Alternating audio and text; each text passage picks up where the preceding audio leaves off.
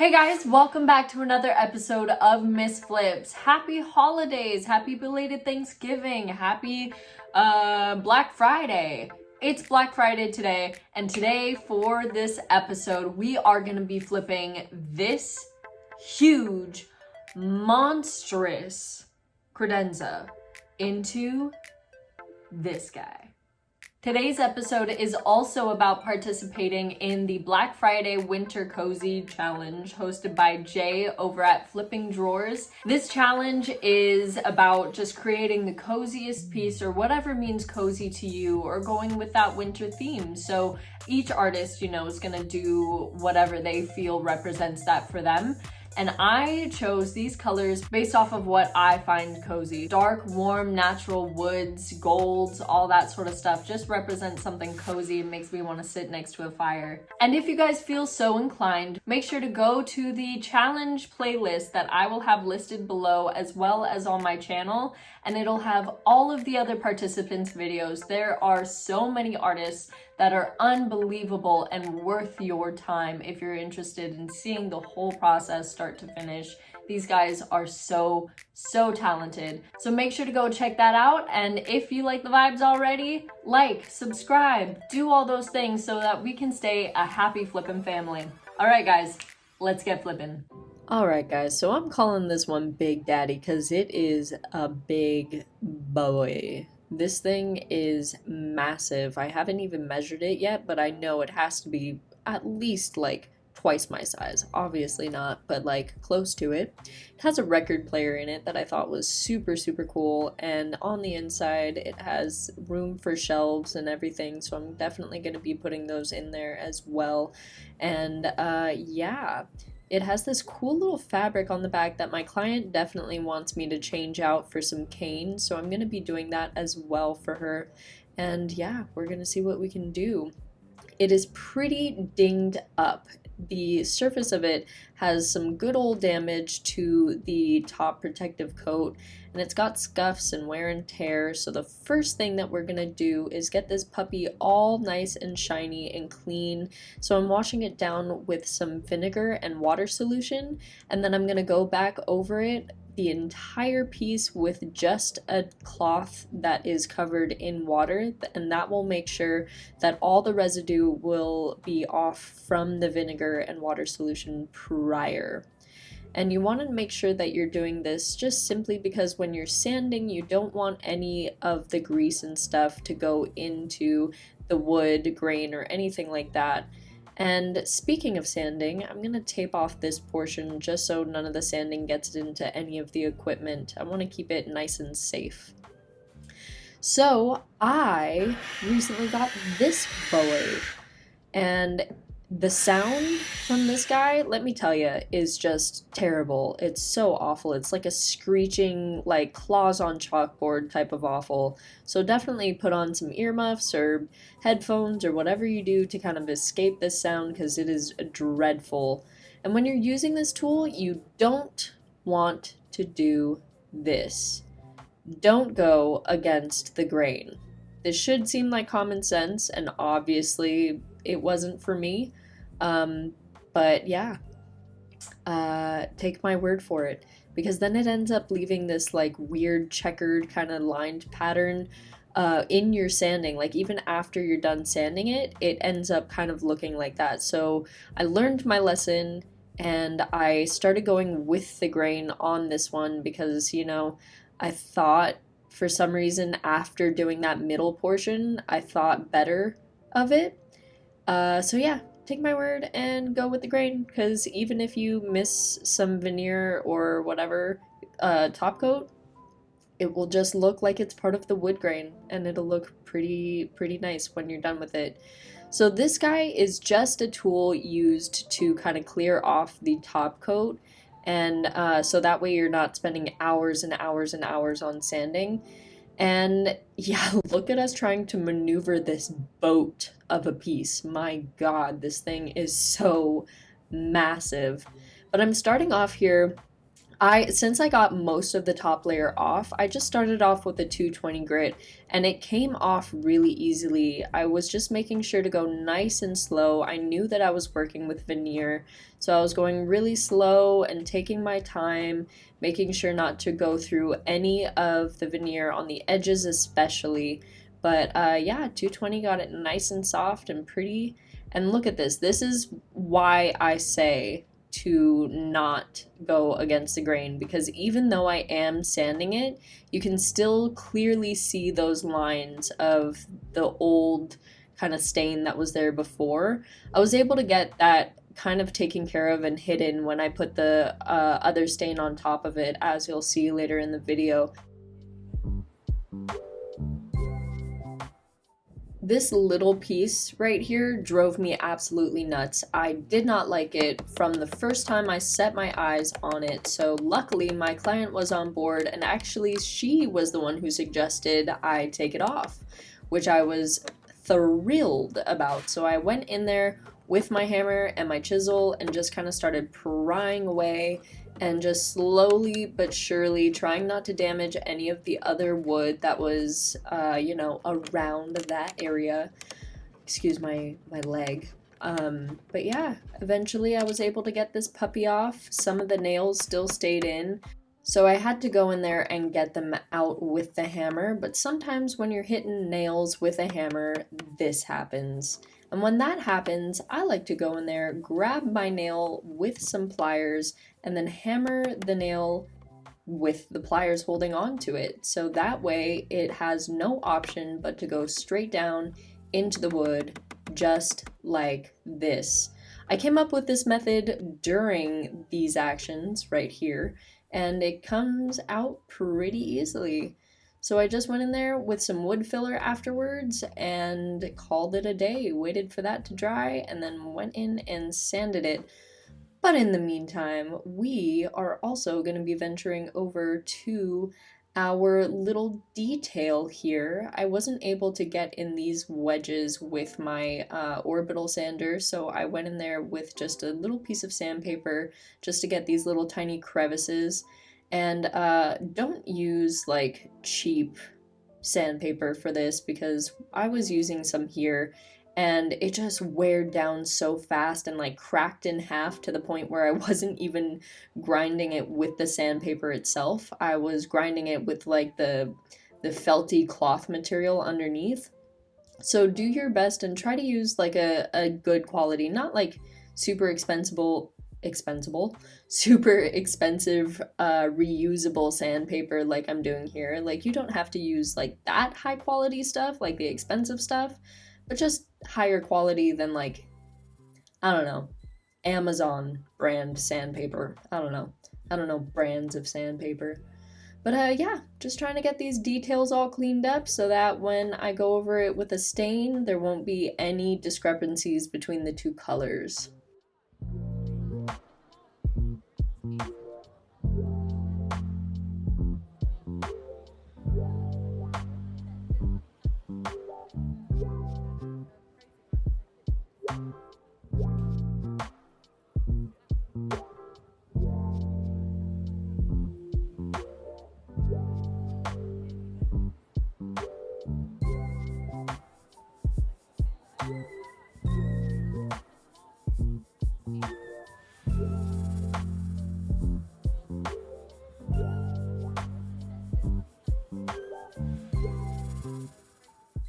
It's starting to get cold here in Georgia, so a minion onesie is all I had.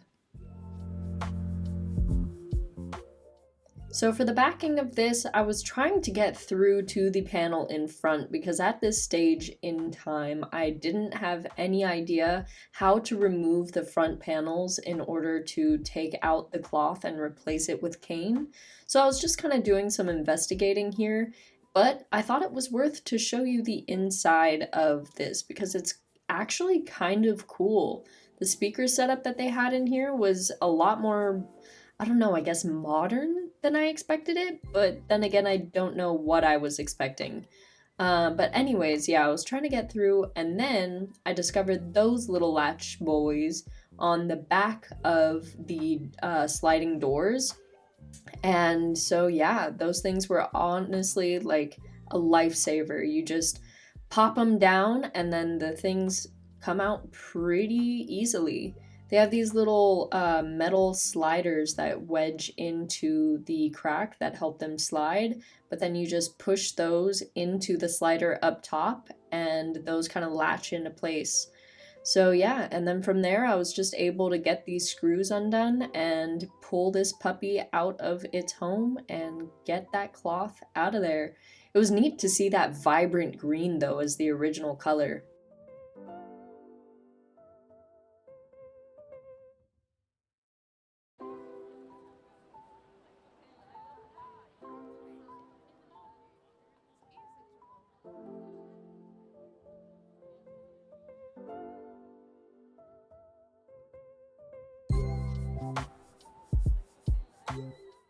Removing this cloth actually kind of reminded me of removing the skirts off of chairs, you know, like I do all the time for my chairs. And it was kind of reminiscent of that just simply because of how many staples there were. So many staples, like way more than I have ever used in my entire life. So I just went in there and removed almost all of the staples that I could, and then all of the cloth, and then measured and cut it into my cane. And if you guys want to see me do more cane videos, I have a whole playlist up on my YouTube channel for you guys, having to do with cane and how to work with it, how to use it best, and all that sort of stuff. Usually I soak it first before working with it and before stapling it onto the piece. But I figured since a lot of the cane wasn't going to be showing and it was just kind of going to be peeking through these cracks in the doors, I didn't really have to make sure that it was all that tight. I could just kind of staple it into place. The one thing that I would recommend to you guys for this process is just to make sure that you have the right size staples, because you don't want your staple to go through into the other side of your piece, whatever you're working with, be it a door, a top of a, I don't know, whatever you're putting cane on. You want to make sure that your staples aren't poking through the other side.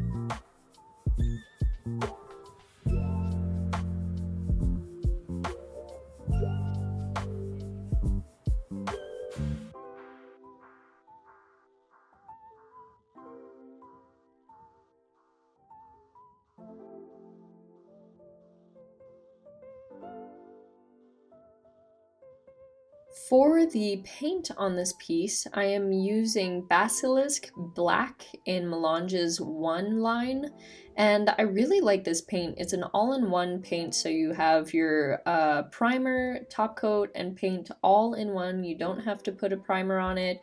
You don't have to put a top coat on it. It's all included. If you guys want to see my honest feedback on this line, make sure to go over to my one paint review that I have up. I'll make sure to include it right here for you guys. But for this first coat, I wanted to go ahead and do it with a paintbrush. I don't know why. I have a paint sprayer and I love my paint sprayer, so I should have really started off with that to begin with. But I wanted to go in there with a brush for some reason, so that's what I did.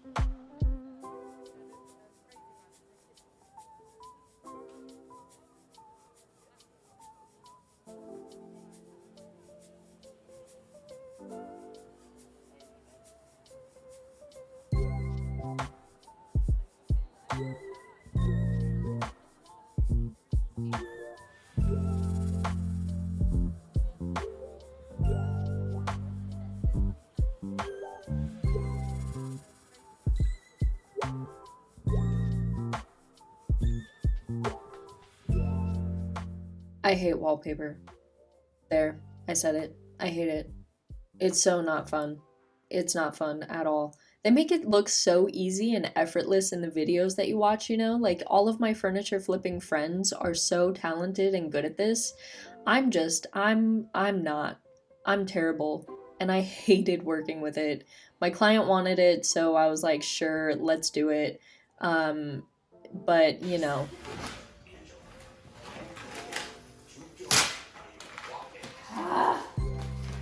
I think that pretty much says it all. I wasted probably about half a roll at least trying to cover this piece, and I was trying to salvage this little piece right here, but then I realized it was ridiculous and I had to order more, and this time I had my boyfriend help me, and let me tell you, it is so much easier to do with another person. So if you have another person at your disposal, I highly recommend it. If you don't have another person to work with, just do it small sections at a time. When I was doing the shelves, I didn't have anyone else, so I was working with really small sections and kind of just like, you know, starting off getting it into place like I'm doing right here as you see, and then just kind of working it down onto the shelf or the surface that I was putting it onto, making sure all of the air bubbles are out of the way and there are no creases in there and all of that sort of stuff. And you're just kind of gonna peel away as you work it onto the surface. And let me tell you, it takes some time, patience, and practice to get this right. I still wouldn't say that I'm an expert, let alone good, at putting wallpaper on. It is really tricky, at least it was for me. So if you have a hard time with it, just remember to breathe, do some, I don't know, goose frabbas, inhales, exhales, and remember that you are a beautiful, creative being who is better than wallpaper. You are better than wallpaper. Remember that. Don't let it get the best of you. It doesn't deserve it.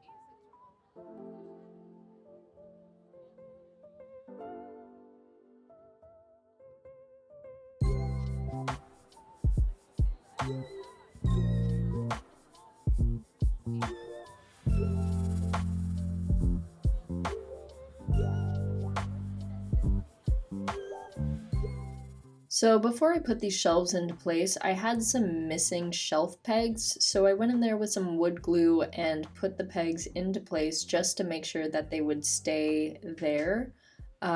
There was some trouble with the other ones falling out all the time and the drawers would, or the shelves would fall out of place, so I just wanted to double check and make sure that they would stay in and hold up the shelves and the weight of anything that was put onto them.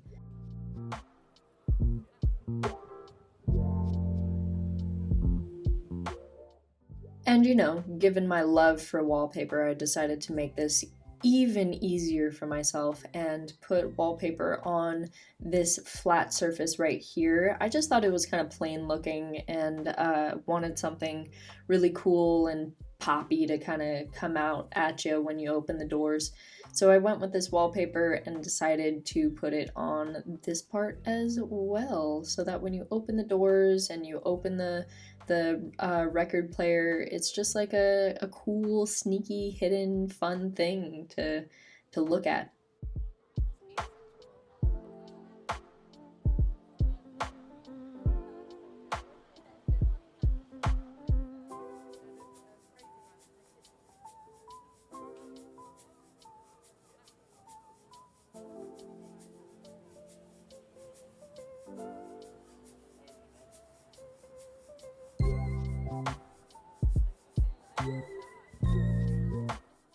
And when painting the trim on the upper part of the face of this credenza, I ended up getting some paint on the underside of this boy right here that kind of made it stick. And when I peeled it up, it left this like really thick part that would have shown through the paint, and I didn't want that, so I sanded it smooth and then went over with some of my paint and made sure that my edge was pretty clean. You can use some tape if you're not comfortable freehanding something like this. And yeah, I just went over there with 2 coats, or actually 3 coats. I did 3 coats on the entire piece. I should have mentioned that. But yeah, I just made sure that these edges were nice and clean and matched the rest of the piece. Alright, gang, and now for the fun part. We're finally kind of assembling the piece, and these guys are just gonna slide right in where they're supposed to be, but I think I put them in wrong first. I should have put them top and then bottom, and I'm figuring that out right now as we speak. And then, yeah, those just popped right into place, and I reattached them with the screws, and we were kind of good to go. I am going to be putting a taped design onto the face of these doors here.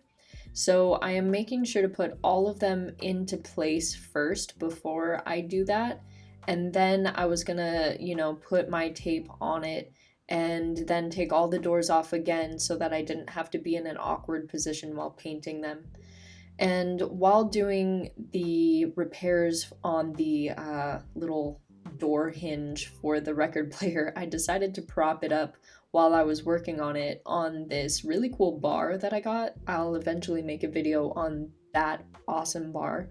But yeah, so this hinge keeps the door from slamming, it keeps the door from hitting the wall, it just keeps it upright or partially open, and it was just completely torn out of the door. So I went ahead and patched the holes that were there before and then screwed the screws back in. And then when I was done screwing it back in, I realized that the hinge itself was a little squeaky and honestly like kind of hard to pull back and forth. So I went in there with some WD-40 and just spritzed it in places that I thought it could use it, and made sure to wipe up all the excess and all that sort of stuff so it didn't leak or get any on any of the instruments down below, or rust or anything like that. I just wanted to wipe it all up there, so I did that, and then it worked really, really well. It was like brand spanking new. So awesome. I love this piece. It's so cool. So I did pierce through the veneer a little tiny bit, so I went in with some walnut stain. That was actually sent to me by the incredible Emily over at Reconstructing Emily. She has her own YouTube channel and it is so awesome. If you haven't heard of her, check her out. But this walnut stain, I wanted to go in there and touch up the patches where I scuffed up the veneer so that when I stained the entire piece, it would blend in a little bit better. And it really did. It worked very, very well. But honestly, this is Emily's favorite stain, and I can see why. I guess she saw my listing for the Amazon wish list in my description and decided to be the coolest person in the world and send me her favorite stain. And my God, this color is outstanding. It is so beautiful and rich and deep and really just brought out the wood grain that was in here because I had to talk my client because there was some damage on the veneer itself, like little tiny scratches here and there, the patches of veneer that got scuffed up. I had to talk my client into keeping it natural wood, and I am so glad I did because I am in love with this wood grain. I cannot wait for you guys to see the finished product. It is stunning, stunning. I love it. It's so warm and cozy and just makes me want to curl up next to a fire and I don't know, drink hot cocoa. Kind of looks like hot cocoa actually. Anyways, enough about comparing rich, chocolatey, delicious beverages to a chemical stain.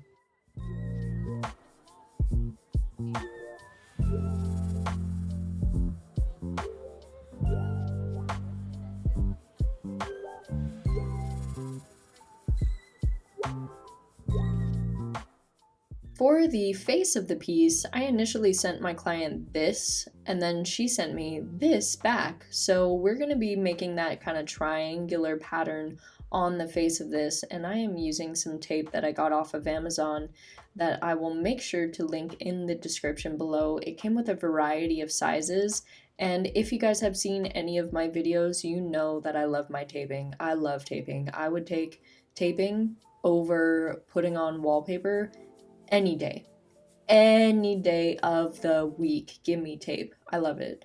But as you can see, I have kind of like a 1/4 inch or a 1/2 inch tape, and then I have like an even smaller tape, and then there's like this floss size tape that I got that was really cool and allowed me to do this super awesome intricate design with the lines, and I was so floored with the results. It came out so crisp and clean, and yeah, I just loved it. And then you know me going in with my gold lines and accents. Yeah, I used almost an entire gold bottle of this guy right here.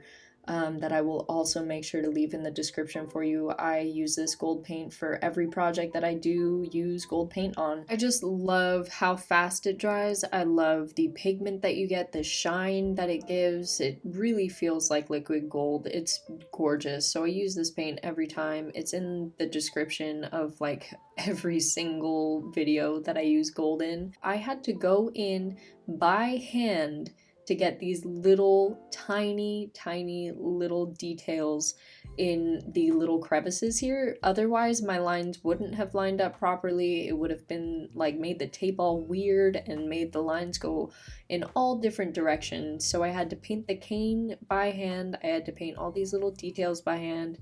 It took forever.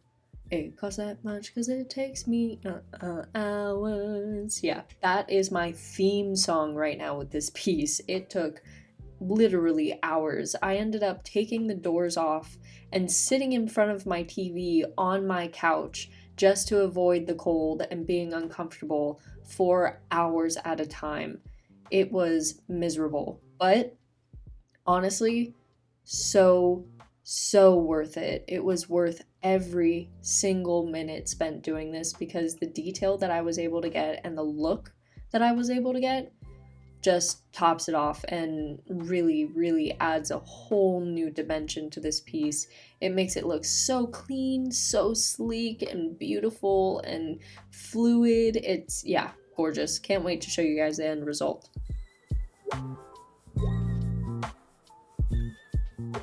For the legs, I wanted to use these legs, but obviously there isn't anything for me to screw the legs into in the base, so I ended up having to kind of construct my own bases for these legs to kind of hook onto. So I'm using some scrap 2x4s that I ended up having from a different project, and I just started off by measuring and cutting my wood into smaller pieces, and I am going to be using a 1-inch thick piece of wood on the base to kind of just screw everything into, as you'll see further down the line, but I'm just making my marks and then getting ready to cut. By the way, I do not recommend this technique for cutting at all. I am skipping through it so that you don't get any ideas, because this is so dangerous, so bad, but was my only option, so don't do it. But anyways, I'm drilling in some pocket holes into these pieces of wood. By the way, if you don't have a pocket hole jig thing, highly recommend. So cool. But I'm putting 2 pieces of the 2x4s into the wood side by side, and make sure you're checking where your wood is going, because you don't want to go through the wood into the bottom of your shelf. I knew that this was going into where the speaker is and wasn't going to be bothering anything there. I checked electric, I checked everything, and just made sure. So double check that when you're doing this type of thing. So yeah, I just put them side by side just like this and made sure to have enough room to put my 1-inch piece of wood on the base of them. And yeah.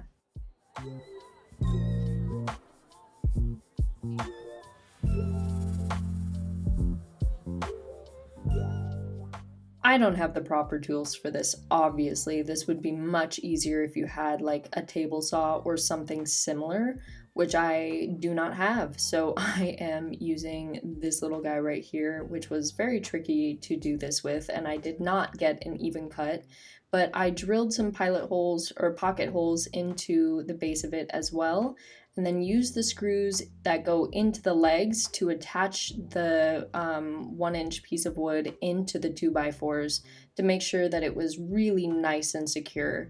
And with a piece like this, since it is so large and so heavy, you definitely do want to put a middle support when you're putting it up on legs, just to make sure that nothing ever warps or bends or cracks or breaks, whatever the case may be. You definitely want to make sure you have that middle support in there when you're putting it up on those legs. So I'm just, putting a little 2x4 in the middle there and making sure that it is the proper length and will match the length of the legs once they are all screwed in and once it's upright on its feet.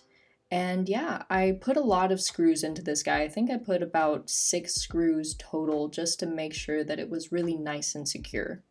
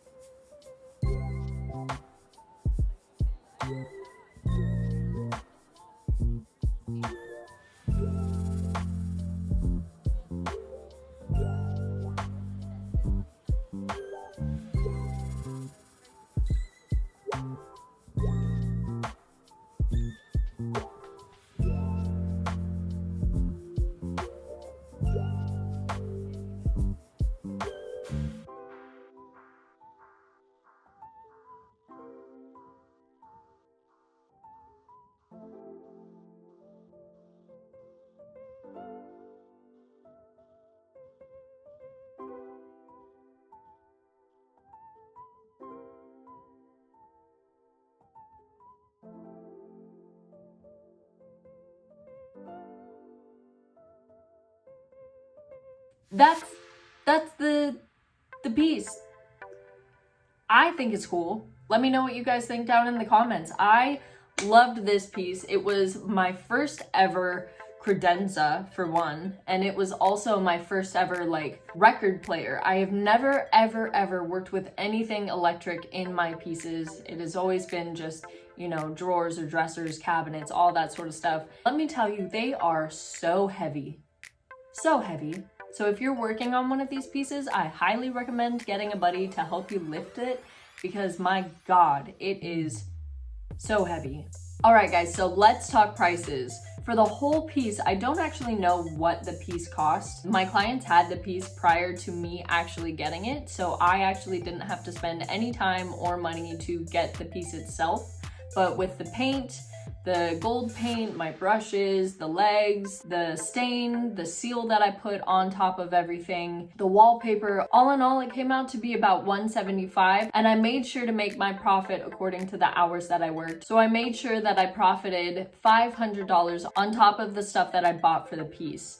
So altogether, I sold this piece for $675. And luckily my clients live here in Georgia, so there's no shipping or anything like that we have to deal with. They're just gonna come and pick it up on Saturday and it'll be good to go. Speaking of Saturday, make sure that you guys stay tuned because I have something really cool coming up that I've never ever done before on this channel. I'm gonna be showing you guys how I made an armoire that was in pretty good shape into a dingy, old, gritty armoire for a movie. That's right, your girl was hired to participate in a film. Anyways, stay tuned for that. And again, I hope you guys like this video and you go check out those other videos, like, subscribe, do all those things. And yeah, stay flippin'. Mwah.